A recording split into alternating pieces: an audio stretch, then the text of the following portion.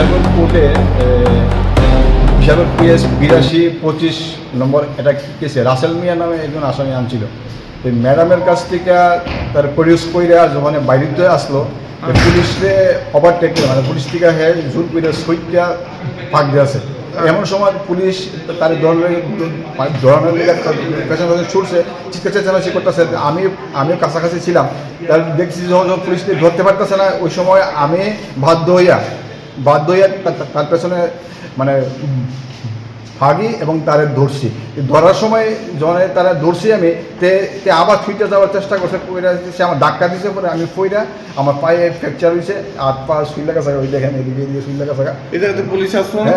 হ্যাঁ, তবে যেইটুকু সিকিউরিটি আরেকটু করা সিকিউরিটি দেওয়া দরকার পুলিশের, কারণ নতুবা এভাবে যদি আসামি ভেঙে থাকা মানে বিচার যিনি আসামি যদি এভাবে ছুটে যেতে চায় এটা মুশকিল। আমি এটুকুই কম যে আরেকটু আর ইয়াং ছেলে পুলিশ যাতে কোর্টে দেওয়া হয়, মানে আসামির সঙ্গে সবসময় বাইকে থেকে জায়গায় বুড়া যারা বৃদ্ধ, যারা 50 ঊর্ধ্ব 50-60-এর কাছাকাছি বয়স, পেনশন আসার প্রায় সময় হেরা, ওই তারারে আইনা কোর্টে আইনা হ্যাঁ মানে পুলিশ আইনা দিতেছে, তারা আসামিরা কভার করতে পারে না। সুতরাং ইয়াং পুলিশ স্টাফ যাতে কোর্টে দেওয়া হয়, এটি আমি থ্রুতে আমি একটা প্রার্থনা করলাম আর কি সরকারের কাছে।